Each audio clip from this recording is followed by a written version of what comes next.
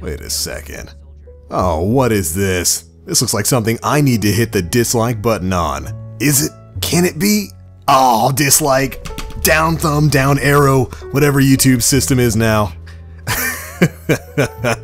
Oh, you guys know how it goes. What's going on, guys? TBL here, and yeah, I'm playing me a little bit of some Call of Duty Infinite Warfare today. Yeah, that's right, the AKA worst game ever, the horrible worst title of 2016, worst COD of all time, that one right there. Yeah, at least that's what everybody keeps screaming on social media about this game, but yeah, we're jamming out to a little bit of some Call of Duty Infinite Warfare, getting down with some good old-fashioned TDM here on the remake of the Terminal map from Modern Warfare 2. You know, the one map from Modern Warfare 2 that they keep remaking over and over and over again, although to be fair, we're finally getting something else from EotW's 2 back. We're getting Afghan back, one big map that I think might actually work well with the sort of advanced movement system of Infinite Warfare. So yeah, we'll be seeing that sometime next month, the very start of the new year. But anyways, I don't really mind Terminal coming back. It was always one of my favorite maps in Modern Warfare 2. I was happy to get it back in Modern Warfare 3, and then again in, what was it, Ghosts, I think it came back in, and I'm super happy to have it back here. This actually feels pretty good in Infinite Warfare, in my opinion. Terminal was one of those maps that had a lot of weird high spots that you couldn't really get to without taking some odd pathways back in the day, and it feels more so than most other maps. It feels like it works well with the whole double jumping system. Ooh, as I go out of this world, out of this reality with that phase shift there. No, not the Titanfall 2 phase shift. We know everything in this game is completely original, right? Right, definitely. But yeah, I've actually been enjoying my time on Infinite Warfare as of late. This is a game from a day or so ago, where I was just jamming out. I had a pretty rough start in this game. You guys saw a couple of really quick, really fast, really painful deaths that I went through, but I promise you, we turn things around, and we go pretty ham in this match. So you'll be seeing some decent plays coming up in just a bit to kind of offset some of the bad starts that I went through at the beginning of this match. And really, a bad start is kind of where I want to bring things with today's commentary, because Infinite Warfare as a whole has had a pretty bad start as far as Call of Duty games go. You guys have all seen the news stories. The sales are 50% down. People are leaving the game in record numbers, deletes and uninstalls all over the place, and just all kinds of bad news bears for Infinite Warfare. And in particular, I've noticed a really sharp trend, especially on social media, for people just outright blasting the game and anybody who plays it. And while a lot of the criticism is definitely valid, there's a lot of problems in this game, a lot of the hate. As a matter of fact, I would say the vast majority of the hate that I see for this game is almost completely unjustified. You know, just with some of the things that people were complaining about. So I sat back for a while and I really thought about whether or not I wanted to make a video like this. And just decided, you know what, now it's time. It's time for me to go ahead and talk about this. To make a specific statement. And that statement is, I like Infinite Warfare. Yeah, there it is. I like Infinite Warfare. For the most part, I have enjoyed my time on this game. And for some reason, that opinion, just liking this game, not absolutely hating it, whether you have a good reason to or not, seems to be really kind of an unpopular opinion right now. It can get you in some trouble on social media. Or at least it can get some angry tweets sent your way. And if you're on something like YouTube, the downvote squad comes out in full force, goose-stepping right towards your video. Which I find both hilarious and a little on the sad side, but mostly hilarious, because it's just a video game. I mean, it's just a game. It shouldn't really elicit that much of a response from you. But it does for some reason, and you know, a lot of people don't like this game. You don't even see a lot of the big COD heads playing Infinite Warfare, like Drifter. I don't think even he plays this game, and he's one of the big COD guys, goes out to all the big COD events. But yeah, mine definitely seems to be an unpopular opinion, but I like Infinite Warfare. For the most part, I find it to be a pretty well-constructed game. It plays really quickly, and I like the way it handles.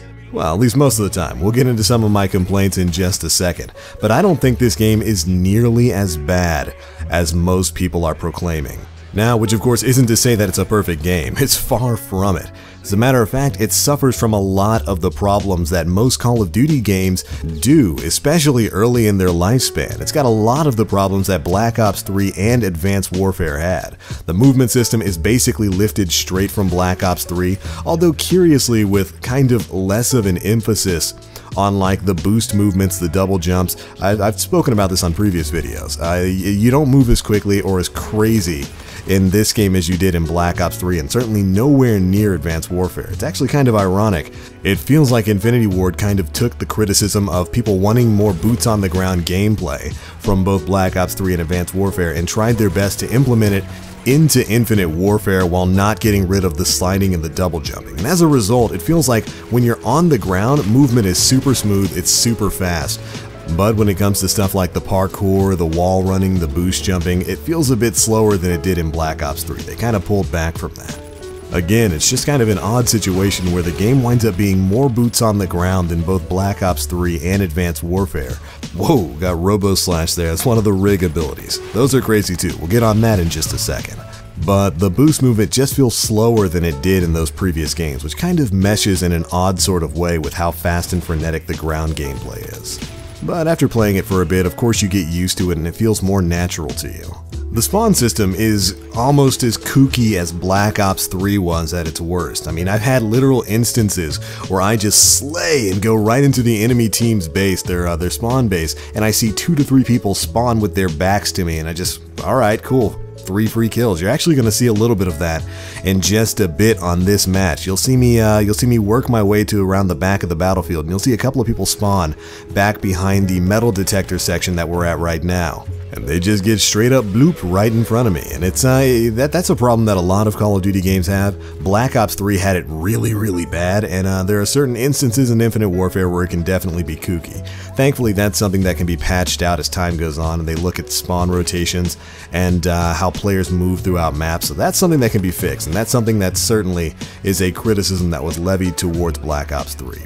But another big problem, one of the biggest problems in this game, the kill streaks mostly suck. They mostly suck. I think the one most people probably would pick as their favorite is the Warden. It's basically the attack helicopter of this game. It's gone through a few changes. It's a bit more aggressive now. It actually does get kills, but like a lot of the high-end kill streaks just plain suck. You saw earlier in this match, the Apex, one of the enemy teams got the Apex. That is the highest tier kill streak underneath the tactical nuke. Oh, look, hold on. This is where the guys were just spawning right in front of me, basically, and gave me basically 2 or 3 free kills. But anyways, the Apex, not a great kill streak overall. And it's basically supposed to be like an AC-130 tier kill streak. It absolutely sucks. I've used it twice now.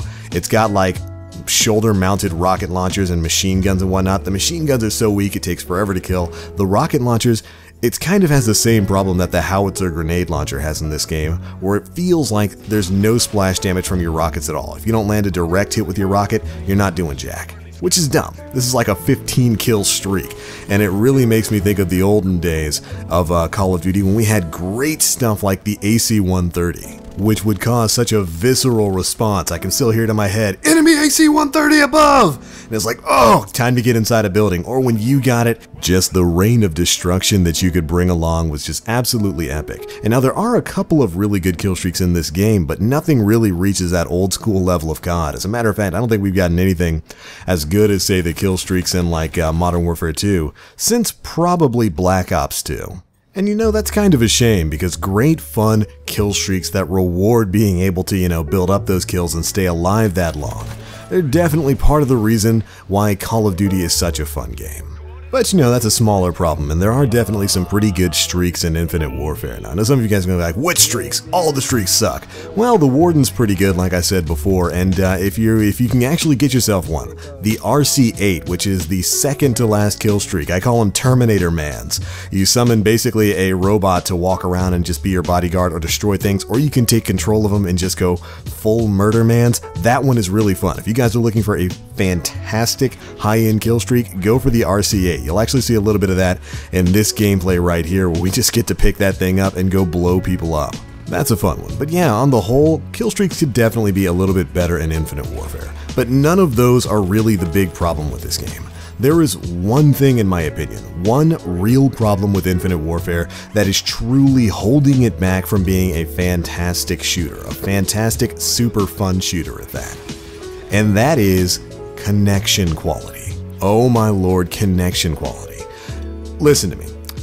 When this game works, when you're connected to a good host, or you are the host in your connection and the host connection, whether you're on a server or whatever, when everything's working the way it should, this game plays fantastically. It's smooth, your connections are solid, every single shot you fire actually registers, the hit detection is absolutely immaculate, and the game feels great to play. That's a lot more than I can say, especially for Black Ops 3, where hit detection was more like hit suggestion.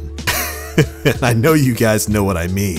Treyarch games can always be a little bit janky when it comes to hit detection, and for whatever reason, Infinity Ward has been able to get it right with pretty much all of their previous games, save like Modern Warfare 3, which we just don't talk about Modern Warfare 3. Ooh, look, there's that RC8 man. Terminator man's about to take control of him. I love this thing. It's a super fun streak. My only complaint is that it doesn't have like a boost feature to help you move faster, but it comes with like an auto lock-on rocket launcher that should have been on the Apex.